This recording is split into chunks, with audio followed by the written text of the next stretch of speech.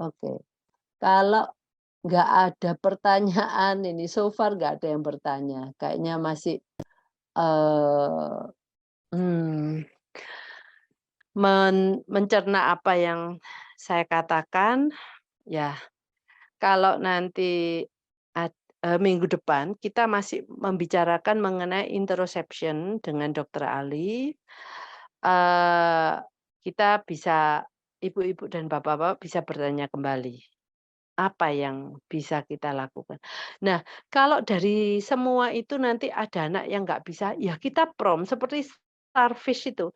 Kita prompt anak, nafasnya kita prompt, kan kita bisa naik ke jari-jarinya, terus turun, itu kan kecepatannya kan tergantung kita. Jadi kita prompt untuk naik turunnya, jadi kita prompt juga untuk nafasnya, nafas dulu bisa mengikuti kita, setelah itu kita ambil jarinya supaya dia nanti bisa sendiri. Breathe in, naik, turun, breathe out. Breathe in, naik, turun, breathe out, gitu ya. Itu yang, eee, bentar, Bu Astuti Asih itu respon cepat. Waduh, respon cepat itu anu, Bu, jadi dia harus mendengar dan melihat dengan cepat. Nah, kalau dia harus mendengar, biasanya anak-anak itu tidak cepat karena dia kalau pas melamun gitu ya, eee, ini kalau dia melamun dia tidak akan respon cepat. Jadi berikanlah instruksi di pada waktu anak itu melihat. Jangan instruksi pada waktu anak kita itu sedang nggak kemana-mana dan kita tahu dia sedang melamun, kita berikan instruksi, percuma. Itu akan lewat begitu aja, gitu loh. Jadi pada waktu kita mau dia untuk, merespon, pastikan anak di kita, nggak kemana-mana pikirannya. Kedua, anak ini mungkin arousal level-nya harus di ya itu saya ngomong nggak boleh over, nggak boleh under, pas. Nah, lakukan aktivitas-aktivitas yang tadi saya lakukan ini, yang mana yang dia bisa. Kalau anaknya itu under, mungkin pakai aktivitas ini, eee, bisa membuat ini naik, satu 2 3 1 2 3. Nah, itu mungkin kalau ini terlalu cepat, mungkin satu itu. Heeh. Mungkin ini kalau terlalu cepat, ya kita pelanin, ya tergantung anak, gitu loh. Jadi, itu Bu Astuti Asih. Persiapkan anak, perhatian anak, kalau anak lagi melamun-lamun nih, kita kasih ini dulu, apa, supaya dia ke kita dulu dengan aktivitas-aktivitas ini. Coba setelah aktivitas itu kalau dia arousal level-nya rendah, kita naikkan. Kalau tinggi kita, mungkin pakai aktivitas yang lebih membuat dia, apa, seperti ini. Nah, ini pasti calming ini. Nggak bisa anak habis push up terus overexcited ya, ya.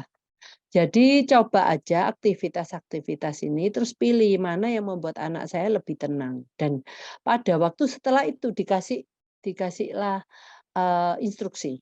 Nah, oke. Nah, ini menurut, Bu Mevi memang, latihan berat, latihan beban. Kalau yoga itu sebenarnya beban tubuh kita yang kita pakai kadang-kadang untuk melakukan, gerakan yoga. Nah itu, maka dari itu lebih ke proprionya ya. Untuk Bu Susmi Hayati, jika anak diajak sistem napas hanya mau beberapa, setelah itu gak mau lagi sambil marah. Ini Bu, kalau saya kasih berapa kali kita mau napas sama dia. Nah, jadi dia tahu kapan itu selesainya. Kadang-kadang itu anak itu marah karena dia tuh nggak tahu ini mau sampai kapan ya. Apalagi kita tuh oportunis. Wah, mumpung mau diterus-terusin gitu ya. Jadi kita juga jangan oportunis, kita ambil Ya, pokoknya kalau anak mau, ya sesudah itu kita jangan diterusin, kita lepas dia untuk, eee, mungkin rileks sebentar terus kita panggil lagi. Daripada kita melanjutkan satu set yang panjang. Itu nanti anak-anak bisa takut, "Wah ini lagi, saya ndak tahu kapan selesainya." Tapi kalau umpamanya kita napas, oke 10 kali umpamanya ya, kita pakai apa, atau pakai jam pasirnya selesai, kita selesai. Jam pasir yang ada yang 1 menit, 2 menit, 3 menit itu Bu Susmi.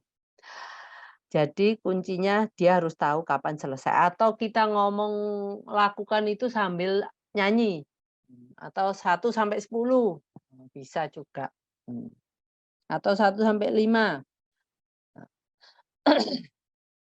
Anak-anak itu paham konsep berlomba. Kalau saya memang mereka tuh nggak tahu, ngapain saya harus berlomba, ya toh. Jadi, dia tuh kalau berlomba, itu dia umpamanya lombanya itu harus yang langsung benefitnya ke dia. Nah, jadi umpamanya dia berlomba ngambil kacang. Nah, setelah itu kacang itu buat makan dia. Oke. Oke, cepet, dia kalau boleh makan ini terus, tapi juga Anda harus perhatikan apakah kegiatan itu dikuasai oleh anak. Kalau anak umpamanya ngambil kacang, sedangkan dia ngambil kacang kecilnya segitu itu bagi dia susah. Jadi dia lebih terpaku untuk bisa menggolkan itu. Nah, kalau berlomba itu pastikan dia sudah tahu kalau dia sudah bisa skill itu. Kalau nggak bisa, banyak anak-anak yang teralih perhatiannya hanya untuk menyelesaikan, aktivitas itu. Karena dia sudah nggak punya energi untuk ngomong, "Oke oke, saya mau cepet-cepetan." Jadi kalau berlomba itu nggak usah yang susah-susah ya. Terus, eee, dan benefit-nya langsung ke dia. Jangan umpamanya gini, kalau kita biasanya berlomba, mengambil bola sana, memindahkan bola sini. Nah, kalau dia ngomong, "Aku" itu skill-nya dia sudah punya, untuk mengambil bola, lari, menaruh di tempat yang lain. Tetapi benefit-nya kan itu kan nggak ke dia. Nah, kalau benefit-nya umpamanya makan es krim, dia suka makan es krim, oke kita berlomba makan es krim. Kalau kamu nggak, nggak cepet-cepet, aku habisin es krimnya. Nah, gitu loh. Jadi sesuatu mungkin yang, eee, ya memang kalau dia waktu berlomba sama anak, kita juga harus menurunkan kemampuan kita seperti dia. Ya, jadi, oh ya, kita lihat bahwa dia sudah semakin cepat dan dia berusaha untuk makan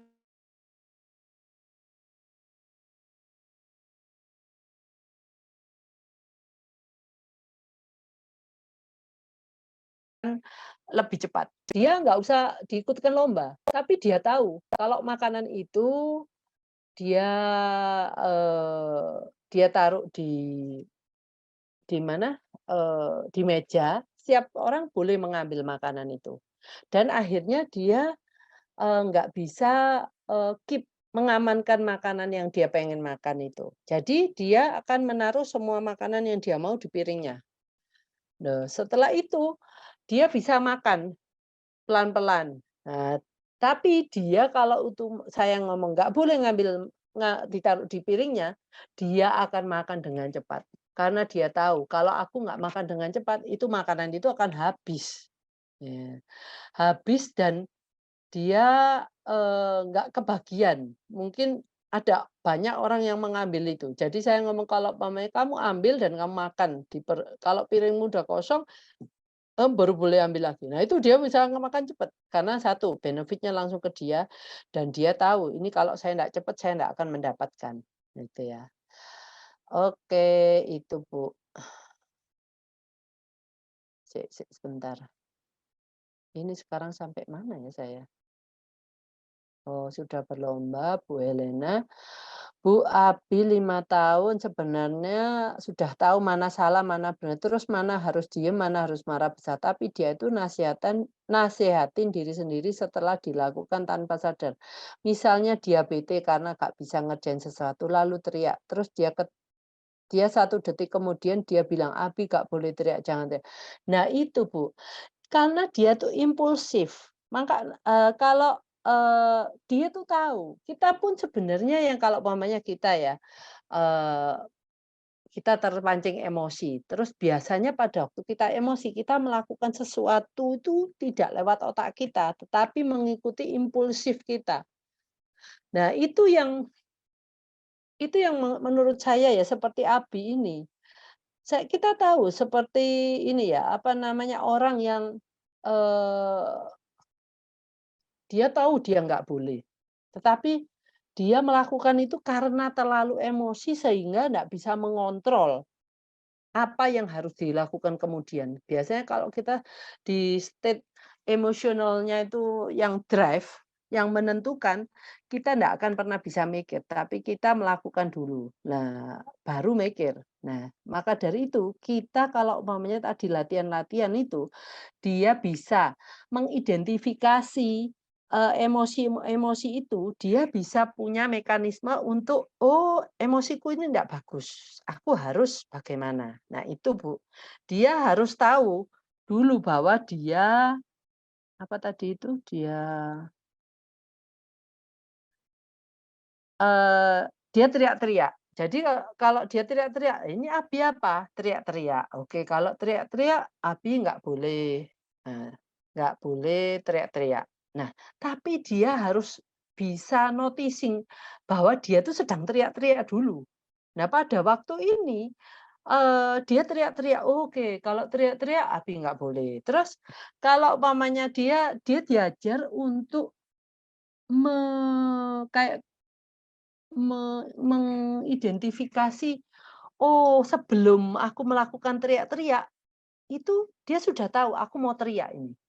Nah, jadi kalau sensasinya mau teriak itu kan kayak kita mau marah, itu sensasinya kan kita kerasa. Cuma kita tinggal, kita mau meneruskan marah atau kita menahan marah kita. Nah itu sebelum dia, teriak-teriak, dia harus tahu dulu. Lah latihan-latihan introspection ini Bu yang bagus untuk dia.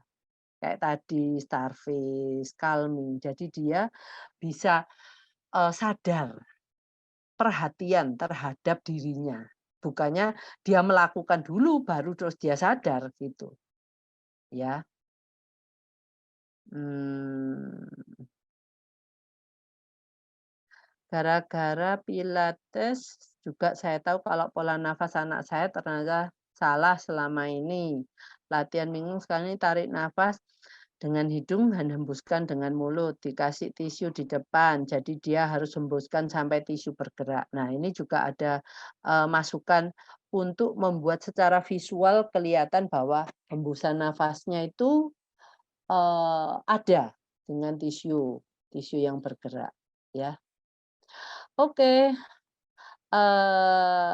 kayaknya udah nggak oh, Bu Yusita, Bu, apakah Abi karena dia nyontoh saya, karena saya sering nggak sadar kalau ada hal yang saya nggak bisa lakukan itu ngedumel atau pas gagal melakukan hal saya agak sumpek. Nah itu, Bu, itu kalau itu kan, eee, ya saya nggak tahu kalau mungkin kadang-kadang anak juga kalau dia sama ibu terus, dia juga mencontoh ibu, bisa juga. Jadi ibu juga harus latihan meditasi, mindfulness itu tadi.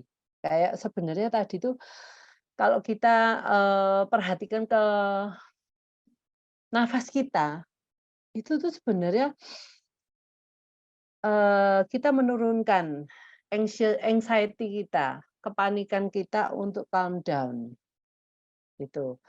Akhirnya kita semua yang kita kerjakan adalah kita nggak based on impulsif, tetapi kita pikir dulu, yang mana yang harus kita lakukan, gitu, Bu. Jadi Ibu mau tobat nggak marah-marah, oke, Bu, itu bagus sekali. Oke, kayaknya, terima kasih semuanya yang sudah hadir di sini. Ini banyak masukan dari orang tua juga, ya. yang mungkin bisa selain dari saya, ada juga orang tua yang memberikan masukan yang itu pakai beban, apa ya, yang intinya cuman satu, kalau mau calming down itu anak-anak ini harus, melakukan gerakan yang, eee, yang impact-nya ke otot dan persendian. Dan lakukan itu, satu hal lagi, lakukan itu jangan cepet-cepet, pelan. Kalau cepet itu biasanya lebih ke menaikkan arousal. Kalau pelan itu kita pasti akan membuat kita calming, pelan-pelan gitu ya.